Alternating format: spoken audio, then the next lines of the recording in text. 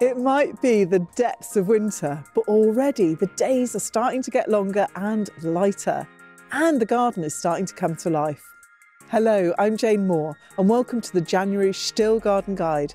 I'm here in my garden every month, sharing my tips with you, so make sure you subscribe to the STIHL GB YouTube channel.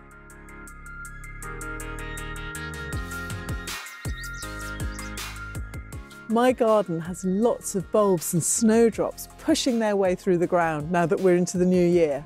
And they'll be flowering before too long. I just love the promise of bulbs. But I could do with a bit more colour and excitement right now. And there are some fabulous winter plants that are worth a spot in every garden. And some will do well in a pot for a few years too, if you're a bit short on space like me. I love the coloured stems of these dogwoods. Choose from bright scarlet red varieties, soft yellow, or this fiery one, Cardinal. All of them add a welcome splash of colour into the bleak winter days and work brilliantly with other winter interest plants. Later on, I'm going to plant this black stemmed one, Kesselringii, next to my white barked birch for a real contrast of colour.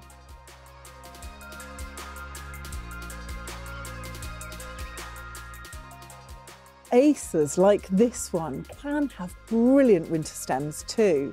This one is Sango-Kaku, and these are more of an investment plant, but you do get a lot of loveliness for your money, and they look great in a pot or in the border too. These skimmias are also great in pots and window boxes. They're almost indestructible and go on flowering for ages. So although they aren't the most exciting of plants, they really do earn their keep in the winter months. As does my little Pieris here, which is looking evergreen and colourful even before it flowers later on in the spring. But it's the winter scents that I love the most. These plants are so fragrant that it's an aromatherapy lift. But they're also great for any early flying bumblebees and other insects, which is exactly why they are so scented. So their flowers can be smelled a mile away by pollinating insects.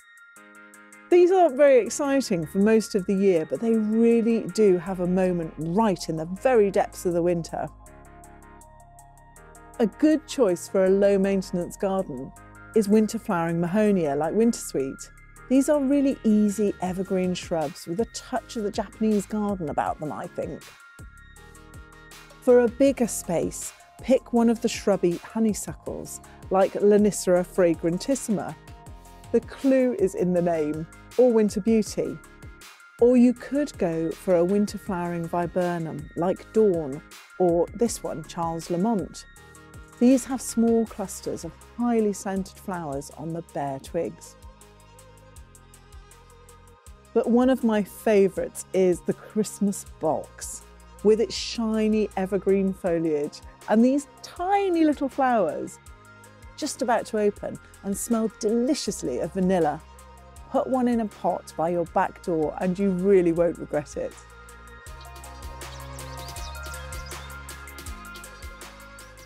Winter flowers need maintenance just like summer ones. It is vital to keep on deadheading pansies and violas through the winter to keep them flowering. It's easy enough to just pinch off the little seed pods every week or so, and don't forget to water potted plants if the weather is dry too. It's so easy to think that everything is wet and damp in the winter, but sometimes these months can be surprisingly dry. Added to that, if the plants are really covering their pots with foliage, then it's actually quite hard for the rain to penetrate.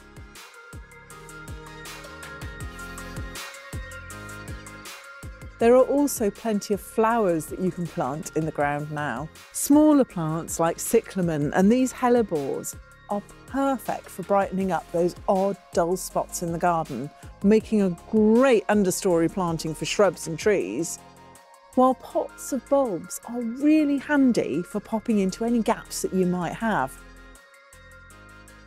One of my favourite January jobs is to remove old hellebore leaves from these established, well-grown plants. It always looks a bit harsh doing this, But these old leaves are tired and spotty and hide the beauty of the emerging hellebore flowers. A bit of snipping now and these beautiful flowers will look their best in February and March, especially with a little top dress of garden compost to set them off a treat.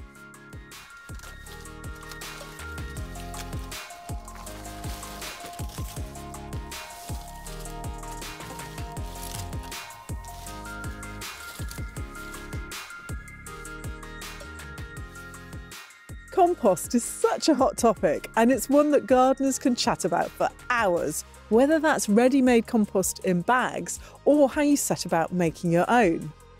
Let's start with a bagged shop-bought compost. There are so many varieties available that it's tricky to know where to start. I'm using peat-free compost these days. They are so much better than they used to be. They used to be a bit prone to drying out, which really wasn't much good for your plants and seedlings.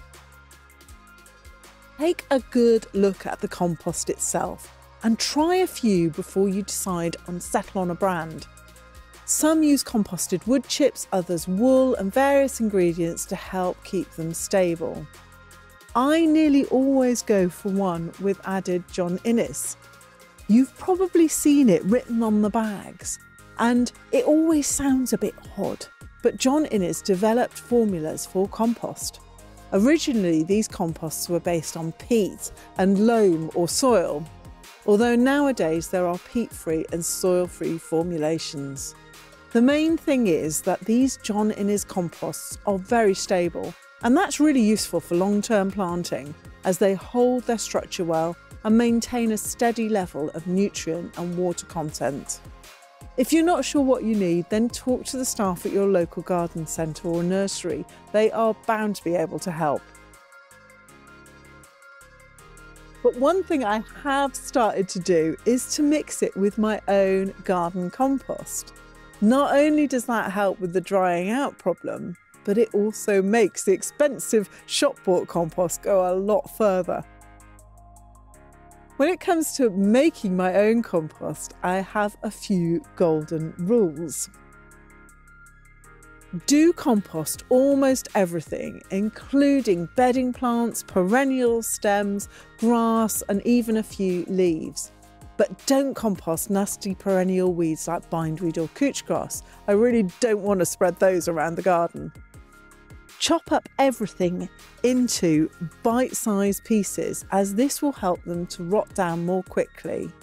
And try to add things in layers like a trifle.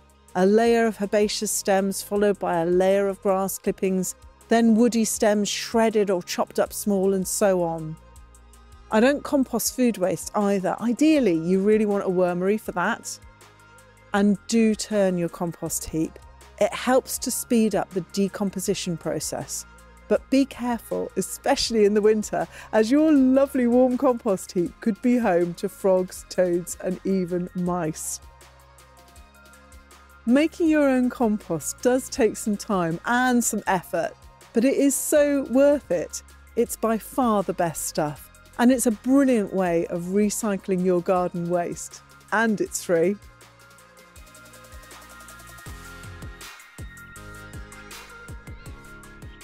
As well as using my compost for sowing and growing, it makes a great mulch for the garden. The trouble is, I just can't make enough. Well, that's it for this month. Stay cosy and make the most of your garden, even if it's just watching the birds. I really hope you've enjoyed these gardening tips. Do let us know what you're up to in the comments, and don't forget to subscribe to the STIHL GB YouTube channel for more ideas in February. See you then.